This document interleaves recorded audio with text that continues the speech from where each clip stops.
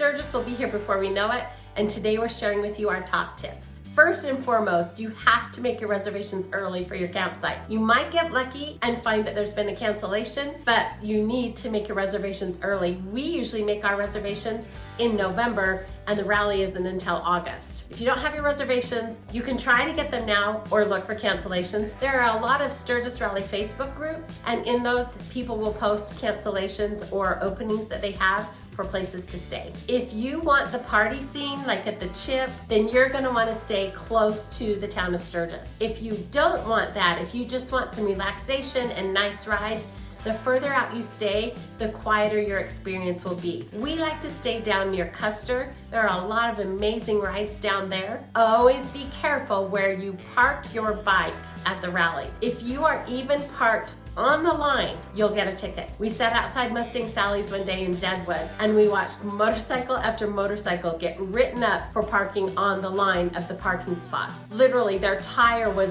barely touching the line and they were given a parking ticket. Make sure when you come to a stop that you're always putting both feet down. The police officers there are really strict, and they have to be because there are so many motorcycles. It is such an enjoyable place and nobody wants to have an accident, so they really are strict about the laws that they enforce, and one of those is 2 feet down at every stop. I will link below our video on what we rated as our top rides, but for the most part, those rides are out from the town of Sturgis. We love to go to Deadwood, we love to go to Custer National Park, we love Needles Highway and Iron Mountain Road. There are so many of them. Don't worry if you have to tow your bike. Some people will say you're not really going to the rally if you don't ride there. But if you have an injury that prevents you from riding, don't miss out on the whole rally just because you don't want to tow your motorcycle there. Get that motorcycle in a trailer and tow it there. However you decide to get there, that's what's most important, is just get there. There are so many different kinds of people, and everyone, for the most part, is just very accepting and very kind of one another. And it's a place where all different backgrounds of people can come together and just enjoy a really good time. In the comments, I'd love to know if you've ever gone to the rally